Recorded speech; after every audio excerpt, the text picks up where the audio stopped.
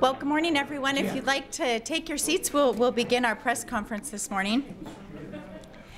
Thank you all for joining us. This is really a great turnout. We're very pleased that you've all joined us today as we launch our statewide effort, the Coalition for Protecting Our Washington Energy Rates, also known as the P.O.W.E.R Coalition. I'm Lori Mattson, and I'm the President and CEO of the Tri-City Regional Chamber, which, along with a group of business leaders, organizations, and concerned citizens, are spearheading this coalition to make a sensible change to Initiative 937, the Energy Independence Act. To give you a little background, about a year ago, the Chamber was approached by a group of businesses, community leaders who were concerned about the rising costs of energy. As you'll hear about soon, these costs are the unintended consequences of I-937 and are a real detriment to business, to all of us actually. Well, it's truly amazing what a small group of informed and passionate people can accomplish. Since our first meeting approximately 1 year ago, we've officially launched the P.O.W.E.R Coalition. We've launched a website, www.wapower.net. We've started an online petition on the website.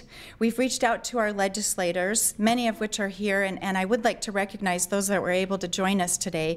We have Senators Mike Hewitt and Senator Jerome Delvin, Representatives Brad Clippert and Terry Neely, Franklin County Commissioner Bob Cook, Port of Benton Commissioner Roy Keck. We have from Benton P.U.D. Commissioners Lori Sanders and Bob Birch, and Franklin P.U.D. Commissioners Stu Nelson and Roger Wright. We appreciate all of you being here. We know you're very busy people. Additionally, our grassroots efforts are spreading to chambers of commerce and utilities in every county in the state of Washington. And we've even got one of the candidates for governor talking about the buy before need issue.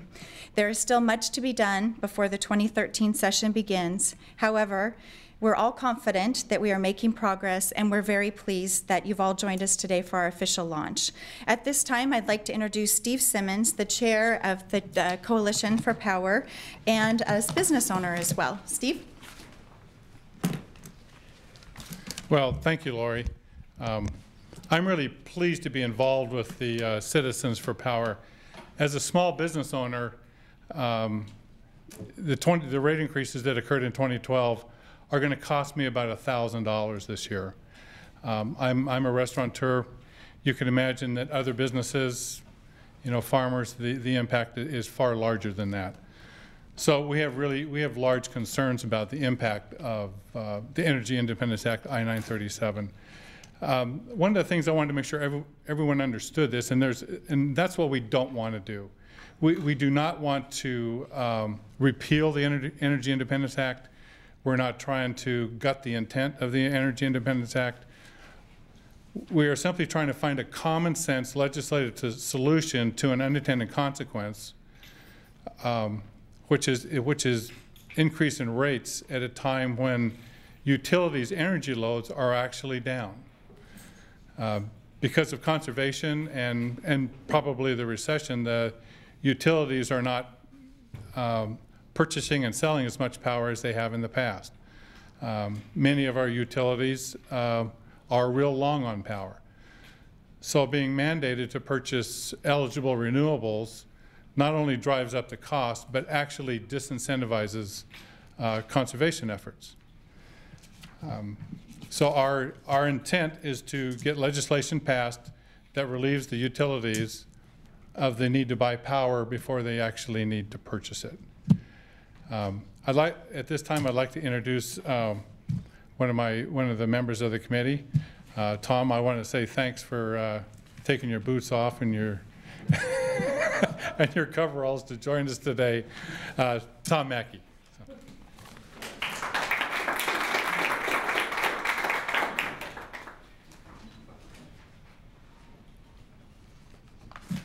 You're lucky I could afford to put on my clean clothes. But no, Tom Mackey, I'm a farmer here in the Columbia Basin, and as a farmer, I'm very concerned about energy rates.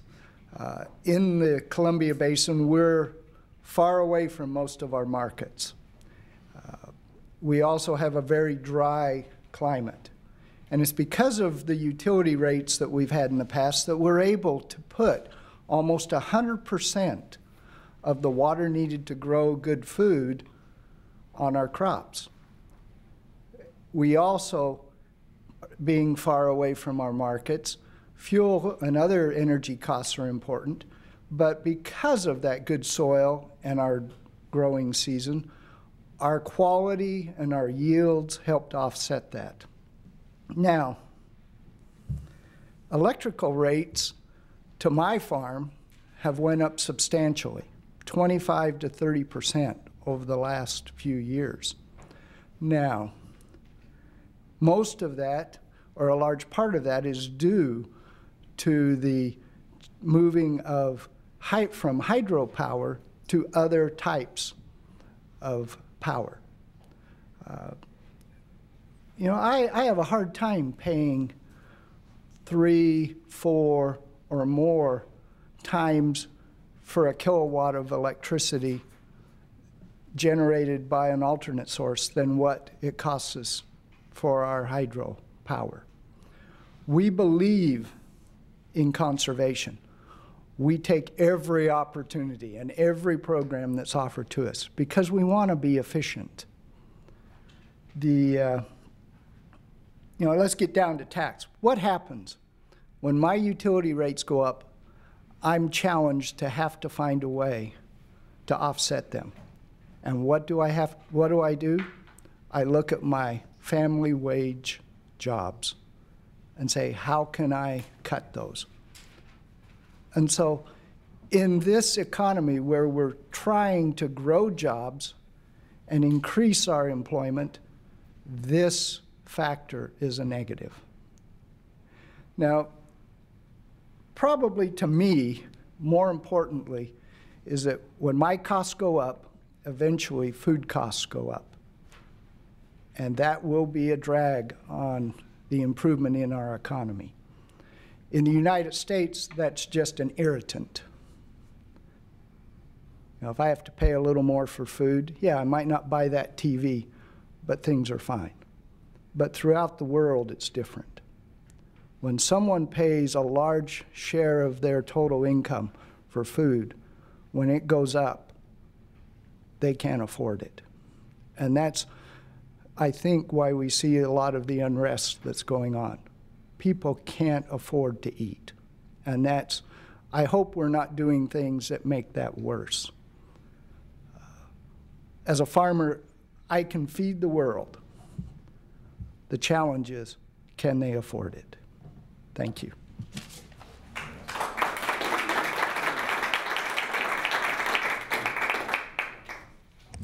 Thank you, Tom.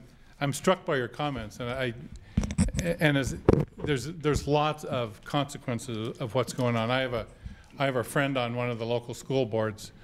Their district spends about $1.25 million on power every year. You know, a 20% increase is, how many teachers is that? You know, that's one of the really big problems with this kind of thing. We're pleased to have Senator Mike Hewitt here with us today. Senator Hewitt is the minority leader in the state Senate. He's been a long time advocate for small business and for farmers. And Mike, thank you for all you do, and thanks for being here today. So.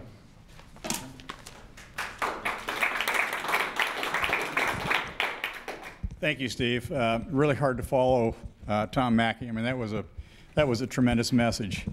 I have a love-hate relationship with initiatives. They're double-edged swords. Sometimes we like them, sometimes we don't. But what we don't get out of the process is the vetting that the legislature should do. So what we're seeing from 937, the energy initiative passed by the people in the state of Washington, are higher costs on consumers all across the board. You're hearing about it from farmers, you're hearing about it restaurateurs. And so the bottom line is that consumers with this act, if we can't get it tweaked just a bit, was their power costs will increase. I don't care if you're a homeowner, restaurateur, farmer, consumer of some kind, your costs will be going up for power. So I'm very hopeful that the legislature as a whole this year will be able to look at 937 and make some remodeling to it, change it. We can do that with a simple majority because it's outside of the 2/3 law now.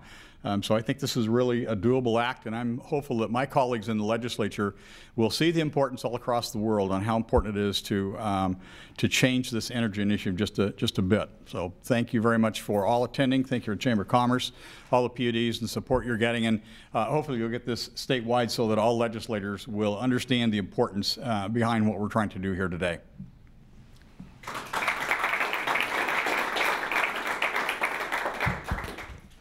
Thank you, Senator, and I'll promise you that this is the start of spreading the message statewide. So, we also have another gentleman that has a few remarks for us today. Terry Neely is state representative from, I get the numbers mixed up, 16th. Yeah, I'm sorry. Anyway, Representative Terry Neely. So.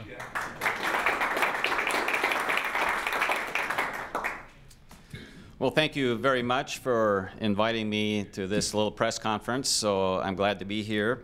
I want to first of all congratulate the Tri-City Chamber of Commerce for sponsoring this and for starting the coordination of the people, the PUDs and everybody else to try to address this issue, educate the populace to see if we can do something about it. Last year, I was pleased to sponsor the House Bill 2124, which was "Don't buy until you need," was the tweak to the I-937 that we really needed. We really got pretty good support, bipartisan support for it, but we just ran out of time and couldn't get that bill through the legislature and get it signed. I want to just talk a little bit about the unintended consequences of I-937. This year is 2012, and that initiative required us to be at 3% of utilities in their portfolio having renewable energy, but hydro, of course, does not count as renewable energy. So we have about 4,500 megawatts that have come online through primarily the wind energy. Some of the utilities were able to go beyond the 3%, but with that figure, just think about 3 years from now in 2016 when I-937 requires us to be at 9%. That's triple what the requirement is now. And then in another 4 years after that to double that figure to be at 15%. That's a huge number of megawatts that is required of the utilities now to come online with renewable energy and not to have hydro count toward that number. So that's a huge unintended consequence, and we're heading for a real problem in the future. So now we need to address it, not to wait, but to address it now. The bottom line is we have wonderful, cheap hydroelectric power in our state. That's why we've been able to bring in companies such as the data centers in Ephrata, in Quincy, and BMW plant in Moses Lake and so forth, because the charges are around 2 cents to 2.5 cents per kilowatt hour. Well, the way we're headed now, it's going to increase those costs to everybody in the state. So there's no question it's vitally important that we tweak I-937 to protect the investment of the wind power companies that have already been made, but to free up the bill to where you're not forced or mandated to buy power until you need it. That's just going to create more costs for the consumers. So we're going to work hard on it this legislative session, and I appreciate your support. This is a great way to get the word out to where we need help to help pass a bill that will fix this problem. So thank you very much.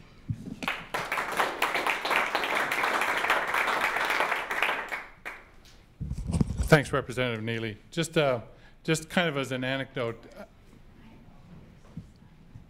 I'm sorry. Okay, just as an anecdote, after Representative Neely introduced that bill, there was a hearing. I witnessed in the hearing the Clark County POD talking about their experience with the bill. They were forced to buy all of the wind power from an Oregon wind farm for $85 a megawatt hour, plus the transmission costs, which put their cost at about $100 a megawatt hour. They resold that power. It turned out that they resold it to Shell for $20. So that $80 difference went on the Clark PUD ratepayers' bills. You know, that's something that's just completely unsustainable. So anyway, just to recap really quickly, we're not trying to repeal 937. We're not trying to gut its intent. We're simply trying to find a common sense solution to an unintended consequence of the bill. And I would open it up to any questions if anyone has anything to ask. Sir. The chart you have in the packet here doesn't cite any sources. Is this anecdotal? Is this speculative? Where are these figures coming from? You know, I can't totally, I'm sorry, go ahead, Karen. Those are ballpark figures because different wind farms, for instance, have different prices. And of course, it depends on when you purchased it. If you purchased it a couple years ago, now, or later on in the future. So that's why there's a span of price. Who came up with the figures? Several utilities. And we could talk about it in more detail one-on-one too. Any other questions?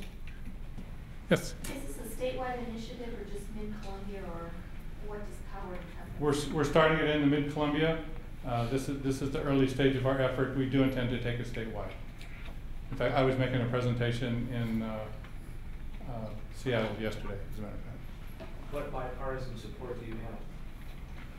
Bipartisan support, too early to tell. Does that mean you have no Democrats signed on to this? At this We don't point, have a bill yet. at this point, we don't have anybody signed on to it. We don't actually have a bill to introduce yet. So. But you have a list of supporters here. Do you have any Democrats? Because you're going to need their support in the legislature in order to get anything passed. Do you have any Democrats who would like to change all that? You know, I will have to say no. We do not have a Democrat supporter yet. So. But we expect to change It's this. fair to say that every 2 years you have to reintroduce the legislation. This just doesn't go from one legislative session to another unless you're inside of the biennium. Sure. So it will all start with the new legislative session. The prime sponsor in the Senate last year was a Democrat. Okay, thank you.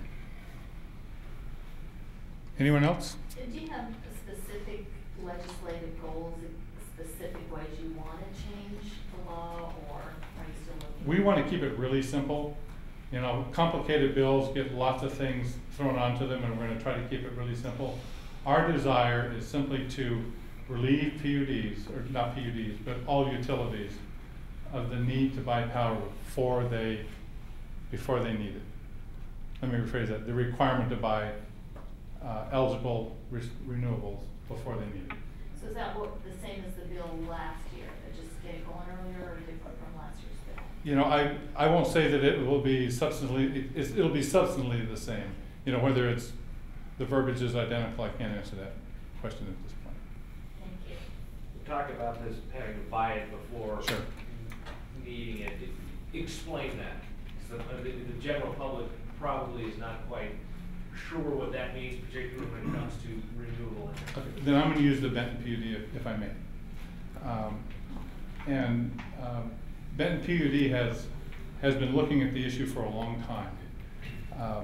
Quick thing, I'm sure the TV folks would prefer to be. Oh, I'm sorry. I'm sorry. Yeah, that's fine. They've been looking at the issue for a long time. Okay, Benton PUD is probably 20 years long on power, which means that they have the resources in place already, including wind renewables, okay, to take care of their needs for what they project to be about 20 years.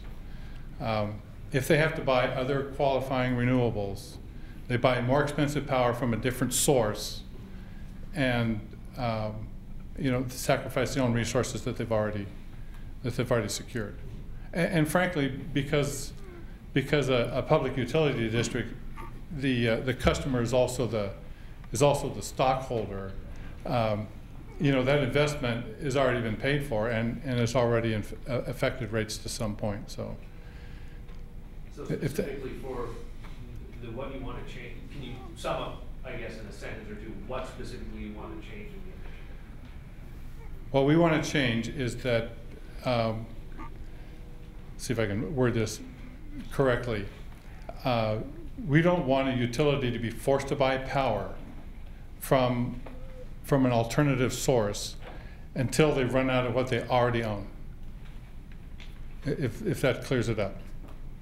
Okay. Did I say that about right, Karen? So, like I said, I was speaking about Benton PUD. Every utility has a different portfolio, of course. So it's only the 3% or 6% or 15% on those benchmark tiers. That's only, I guess, if I'm understanding you correctly, the expansion of the power that's being generated for the utilities. Is that correct? Well, what the Act considers to be eligible renewable. You know, I'll say this: I-937 recognizes federal hydro as renewable.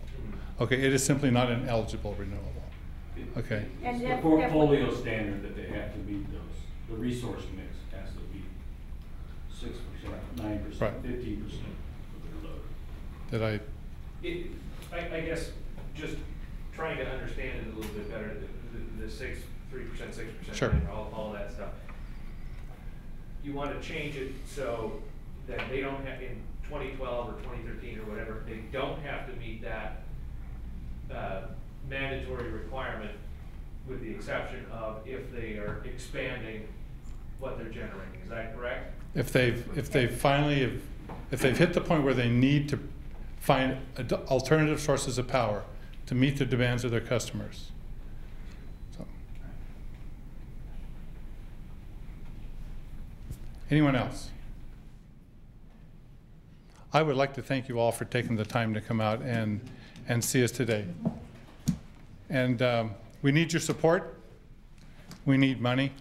So if you would, go to our website, wapower.net, and we've left a postcard on the seats that have additional information and the opportunity to be a supporter. So thank you very much. Steve. Thank you. Just remind people, on the front page of the website is a petition. If you'd please consider signing that petition. You'll also see there's a link on supporters. There are a number of chambers and utilities that have already signed this resolution as well. So there is already additional statewide support other than just those here in town. And Steve, I'd like to just thank you so much for the leadership you're providing to this committee. You've done an amazing job, and you did a great job here today. And the Port of Pasco for hosting us today. Thank you so much, and thank you all for coming.